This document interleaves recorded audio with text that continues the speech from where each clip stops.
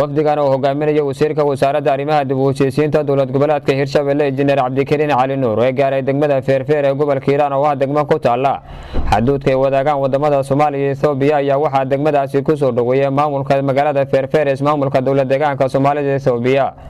waxaana qayb ka ah socdaalka wafdiga hogaaminaya wasiirka dib u heshiisiinta maamul goboleedka Hirshabelle agaasimaha xiriirka degmooyinka dowlad goboleedka Hirshabelle iyo sidoo kale agaasimaha waaxda socdaalka iyo jinsiyadaha Soomaaliya qaybta ka howlgasha deegaanada maamulka Hirshabelle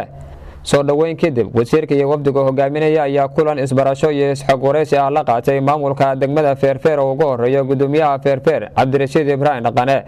oo ay ka wada hadleen arrimo dhowr ah oo ay ka mid yihiin dardargelinta arrimaha dib u heshiisiinta bulshada gudoomiyaha Feerfeer ee maamulka dowlad deegaanka Soomaalida ee Itoobiya Cabdirashiid Ibrahim Dhaqane ayaa soo dhaweeyay wafdiga hogaaminaya wasiirka dib u heshiisiinta maamulka Hirshabelle faahfaahin ka bixiyay waxyaabaha ay ka wada hadleen maanta waxaan ugu soo booqday wafdi balaaran oo hogaaminayo wasiirka dib u heshiisiinta dowlad goboleedka Hirshabelle Soomaaliya wasiirka iyo wafdigiisa qorshaha ay noogu imaadeen waxay ahayd had iyo jeer qorshe nabadeed ee nabadgelyada aan ka wada xiriir jirnay dalkan dariska nahay ee Soomaaliya siiba dowladdan la yiraahdo Hirshabelle waxaan ka wada xiriirnaa arrimaha nabadgelyada isku socodka bulshada iyo waxyaalaha had iyo jeer markaas dan u ah bulshada inaan ka wada xiriirno wasiirkaas oo arrinkaas ka duulahayo saakaalkan ugu soo booqday degmada Feerfeer ee xuduudda ku taala Soomaaliya iyo Itoobiya waxaan ka wada hadalnay arrimo dhowr ah oo nabadgelyada oo khuseeya dhammaan ayaan ka wada hadalnay si bulshada dariska ah loo walaalayn lahaa had iyo jeer looga wada socon lahaa xaaladda nabadgelyada ee bulshada isku socodka dadka isku guurguurahaya iyo deegaamada cusub ee meelaha ka jira sidoo kale waxaan ka wada hadalnay xiriirka labada maamulka deegaanka Soomaalida aynu hadda anagu ka tirsanahay iyo maamulkaas Hirshabelle ee gobolka Hiiraan dhammaan si fiican buu noogu qabsoomay si fiican baan soo dhaweynay wasiirka waan uga mahadcelinaynaa booqashada soo booqday sidoo kale waxaan isla qaadanay inaanu joogtayno haddii allaawada la ogolaado nabadeynta bulshada iyo ka warqabka xuduudaha arrimaha xuduudaha ka dhaca inaan ka warqabno sidoo kale waxaan isla fahanay inaanu xiriir joogto ah yeelano si aanu isaga qabanno dadka qaswadayaasha ee ka soo gudba dhankooda ayna yihiin cadow labadanada waanu ka midaysanahay iyagana cadow ku ah annaguna cadow ku ah dadkaas qaswadayaashaas al-shabaab ee argixisada Injineer Cabdikariin Cali Nuur wasiirka wasaaradda dib u heshiisiinta iyo dib u dejinta maamul goboleedka Hirshabelle ayaa mahadcelin kadib waxa faahfaahin oo ka bixiyay ujeedka socdaalkiisa oo ku gaaray Feerfeer iyo waxyaabaha ay ka wada hadleen isaga iyo maamulka dowlad deegaanka Soomaalida ee Itoobiya ee degmada Feerfeer waxaana uu sheegay in isku afgarteen waxyaabaha ay ka wada hadleen isaga iyo gudoomiyaha maamulka degmada Feerfeer ay ka wada hadleen waxaan ilaahay mahadis safar dheer kadib maanta waxaan soo booqanay degmada Feerfeer dhinaca Soomaaliya waxaan kaloo soo dhaweyn aan ka helnay gudoomiyaha degmada Feerfeer ee dowlad deegaanka Soomaaliya waxaan u nimid oo safarkeena ku saabsanaa waxay ahayd qaabkii dadka dowlad deegaanka Soomaaliya Itoobiya dowlad deegaanka Soomaaliya dhinaca Itoobiya ay ugu wada noolaan lahaayeen dhinaca Soomaaliya dadka waxaa jiro colaado iska soo laalaabta ayaa jirta waxaa jira maaragtay khilaafaad oo hadeertaan gudoomiyaha uu noo sheegay oo asiga dhaxgalo wuuna ku mahadsan yahay xalintaas khilaafaadkaas oo xaliyo maaragtay waana ku soo dhaweynaynaa waana mid aan abaal uga hayno haddii Ilaah yiraahdo waxyaabaha ugu weyn oo aan ugu nimid waxay tahay qaabkii loo deegaameyn lahaay oo dadkan la isku dhaxgelin lahaay maaragtay degmada Feerfeer dhinaca Soomaaliya waad la socotaan in meel la deegaameeyo waxay u baahan tahay juhdi badan waxay u baahan tahay sabar badan waxay u baahan tahay dadka in la is ogolaysiiyo wadar ogol ayaa wax lagu qabsan karaa oo laguna qaybsan karaa dadka in la is ogolaysiiyana waxay u baahan tahay in la siiyo waqti dheer in la siiyo ay u baahan tahay alxamdulillah not only maaragtay inaa xoog inta saareen guud ahaan Hirshabelle ayaan xooga saarayna haddii Ilaah yiraahdo laakiin maanta waxaan joognaa waxay tahay oo soo dhaweyn fiican aan ka helnay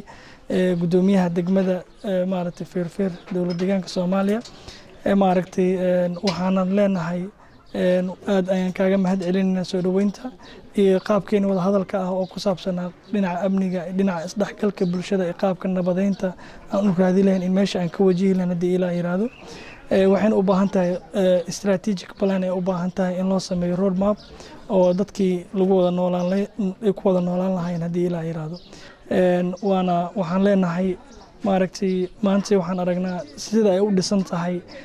degmada Feerfeer waxaan aragnaa horumarka ay gaareen waxaan rabnaa maaragtay horumarka ay ku tilaabsadeen inaysan maaragtay maanta aysan jirin maaragtay wax kala eed sheegasho ah dadka markaan wareysanay inaysan jirin wax kala eed sheegasho ah inaysan jirin waxaan leenahay horumarka dhinacan ay gaareen waxaan u baahanahay dhinaca kalena in la gaarsiiyo maadaama aan nahay dad walaalo ah Soomaali ah wada dhashay maaragtay wada noolaay maaragtay inta aan wada joogno oo maaragtay waana sii wada joogi doonaa maanta anaga heerkana saaran waajibkana saaran ka wasaarad ahaan waajibkana saaran iyo ka maaragtay gudoomiye degmo ahaanba waxay tahay wada shaqeyn rasmi ah iyo qaabka dadkan deegaankan loo horumarin lahaa colaadaha soo noqnoqdayna loo baajin lahaa maaragtay waxa kaloo muhiimada gaar ah in la siiyo u baahan sida gudoomiyaha oo noo sheegay waxa jirto dad badan oo Soomaali ah oo ku nool gudaha maaragtay dowlad deegaanka Soomaaliya waxaana noo sheegay inay jiraan colaado yariisa oo ka dhex jira waxaan leenahay anaga ka soo maaragtay Hirshabelle ahaan dadka inta degan asalkooda waxay tahay laba farac ay u kala qaybsamayaan waa qaab inta badan waxay ka soo jeedaan horta Hirshabelle ay ka soo jeedaan haddii aad nooga baahataan caawimaad inaan odayaal dhaqameed idin soo dirno inaan idin soo dirno wasaaradda arrimaha gudaha idin soo dirno inaan idin soo dirno wasaaradda dib u heshiisiin intaba culays naguma ahan wax kasta oo aad u baahataan oo resource aan waxaan leenahay diyaar ayaad elinahay oo maaragtay dadkaas lagu dhexdhexaadinayo haddii ilaah yiraahdo adinkan waxaan idinka codsanaynaa sida aan diyaarka u nahay inaan u shaqeyno aan wax u qabano inaad wax noola qabataan wasaaraddu waxay u taagan tahay waa dib u heshiisiin iyo dib u dejin haddii maanta la hirgeliyo maaragtay dib u heshiisiinta waxa ku xinta waxa la yiraahdaa dib u dejin dadkii maaragtay meesha in dib loogu celiyo dadkii dib loo dejiyo horumarka iyo maaragtay iyo kala dambayntana ay dad ka qayb qaataan haddii ilaah yiraahdo waxaan sugayaan waxay tahay dhulkan dhulka dheer oo macnaheedu uu yahay maaragtay dulqaad iyo kala dambayn iyo maaragtay iyo rafaadka umahan oo kaliya dhul la soo maro ama diyaarad la raaco rafaadka wuxuu ka bilaabanayaa shaqada aad qabanaysid rafaad ah wasaarad ahaan iyo gudoomiye ahaan